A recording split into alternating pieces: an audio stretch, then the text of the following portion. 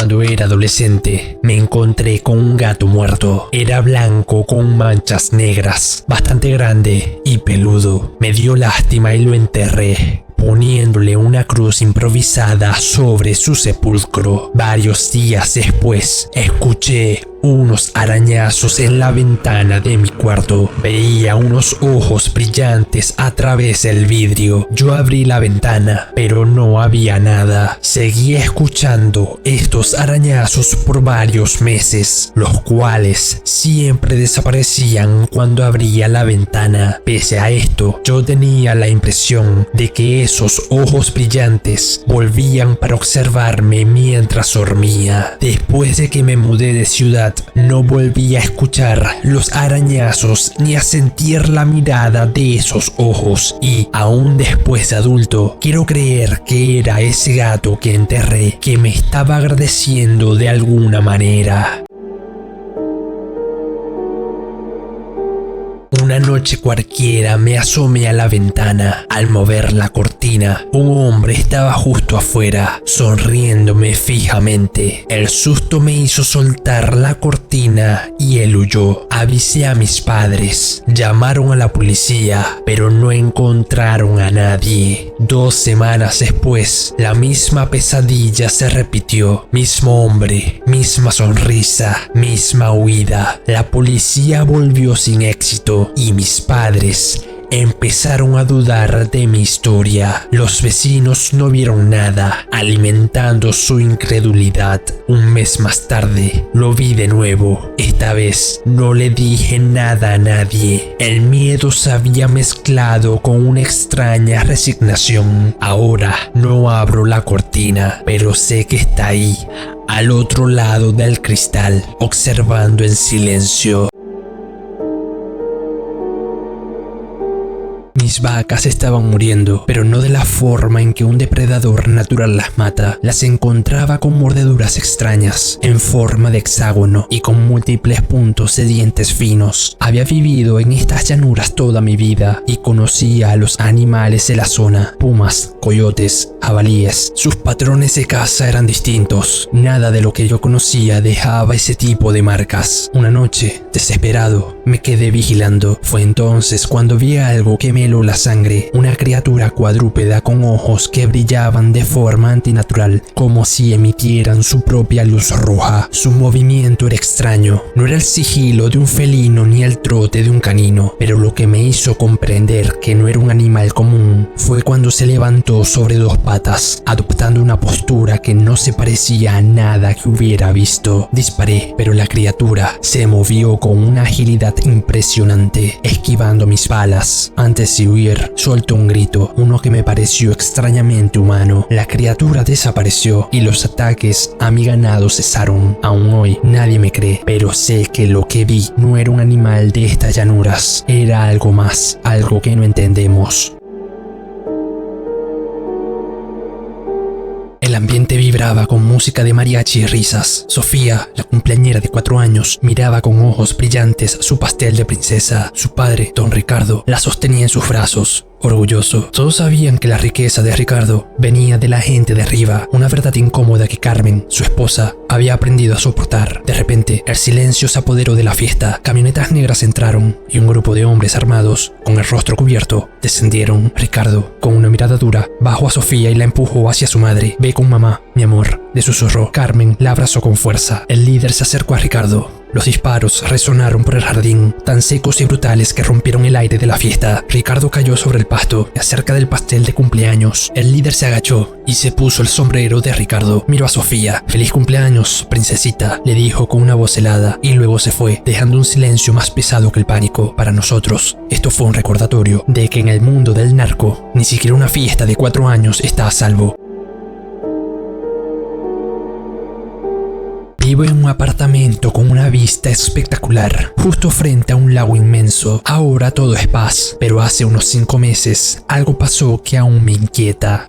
Todas las noches disfruto de un café mientras miro el horizonte, un pequeño placer que adorna mis días. Pero a mediados de primavera este ritual cambió. Comencé a ver una luz roja salir del agua, dar una vuelta y sumergirse de nuevo. Era aleatorio y fugaz, siempre tomándome por sorpresa. No lograba distinguir qué era, solo el destello carmesí. Decidí que necesitaba pruebas, así que me preparé. Noche tras noche me sentaba con mi teléfono, la cámara lista. Pasaron días sin nada, hasta que una noche la luz apareció. Rápido tomé varias fotos, sintiéndome victorioso, pero al revisar las imágenes, el triunfo se convirtió en pavor. Ninguna foto mostraba la luz roja. En su lugar, apareció una figura negra y aterradora en el lago, justo donde había estado la luz. El miedo me invadió y, en un impulso, borré la foto. Ahora me arrepiento.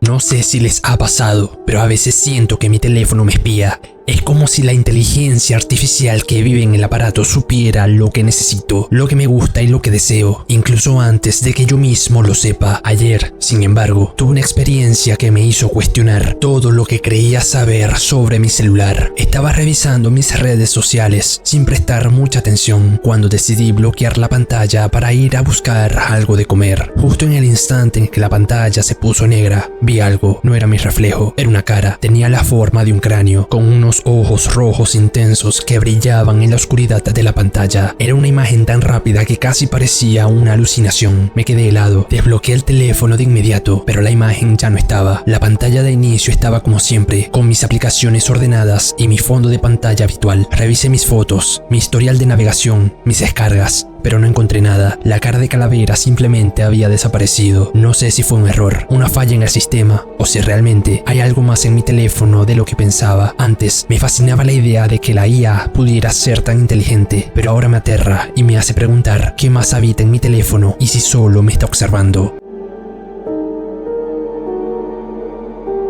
Desde los 12, mi rutina se resumía en ir al liceo, pero en la parada siempre estaba ella, cabello oscuro, ojos grandes, un abrigo que le quedaba enorme y un libro en sus manos. La veía cada día a las 1:30 p.m, sentada en la misma banca. Era como si el tiempo se detuviera para ella, inmutable, en esa esquina. Mis amigos bromeaban con que era un fantasma, pero para mí era solo la chica del libro que nunca me atrevía a saludar. Un mes pasó así, con ella como parte inamovible de mi paisaje diario. Sin embargo, una tarde, el rumor se esparció por el liceo. Una chica con las mismas características que la de la parada se había quitado la vida. Lo más escalofriante fue la fecha. Hace aproximadamente 15 días. El tiempo se detuvo para mí en ese momento. Si el rumor era cierto, ¿a quién había estado viendo yo en la parada durante los primeros 15 días? Y lo que era aún más inquietante, ¿qué o quién era lo que seguía sentada en esa banca los días posteriores?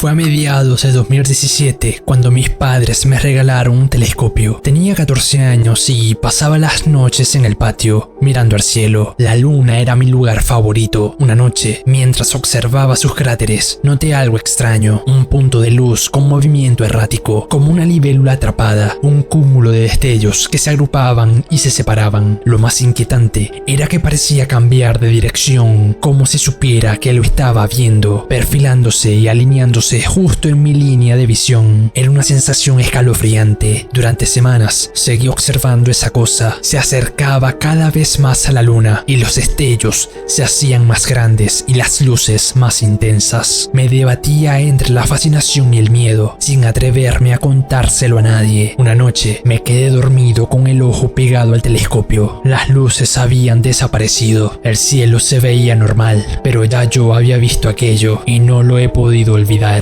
Lo peor fue que le tomé fotos, pero en ninguna de ellas se ve esa cosa. Pese a esto, yo estoy seguro de lo que vi y más me preocupa que ahora no lo veo. ¿Usted conoció al señor que podaba el jardín de la casa de al lado?, me preguntó un policía. Me tembló la voz cuando le respondí que sí. ¿Cómo no recordarlo? Era un verdadero artista. Con más de 20 años de experiencia, tenía un don especial para convertir árboles en esculturas. Mis padres lo amaban y yo solía pasar las tardes viéndolo trabajar. Era un hombre bueno, amable y sabio, pero un lunes algo cambió. Llegó temprano y en el filo de sus tijeras vi una mancha roja como óxido. Era extraño, pero no le di importancia. Esa misma tarde la policía lo buscó. Había matado y mutilado a su esposa con las tijeras de podar. Nunca olvidaré esa imagen. Un hombre sabio, amable, con las manos que daban vida, usadas para quitarla. En Puerto Rico, mi prima Marisol y yo éramos inseparables. Ella se convirtió en periodista, una que no temía desenterrar las verdades más oscuras. Cuando la mafia mató a su prometido, su misión se volvió personal: desmantelar esa red criminal. Desde los mafiosos hasta los policías corruptos. Pasó 5 años investigando, acumulando pruebas en silencio. Una noche me llamó a su apartamento. Con la mirada cansada, me entregó un maletín. Dentro, un informe de más de 100 páginas con nombres, fechas y los crímenes de todos los involucrados. Haz lo que creas correcto, me dijo. Siento que me queda poco tiempo. Tú eres el único en quien confío. 2 días después, la mataron. Ahora tengo el informe. Lo he leído una y otra vez y cada nombre me pesa en la conciencia. El legado de Marisol está en mis manos, pero mientras ella era valiente, yo solo soy su primo y el miedo de que algo me pase a mí y a mi familia me paraliza. El peso de la justicia es demasiado grande para un solo hombre.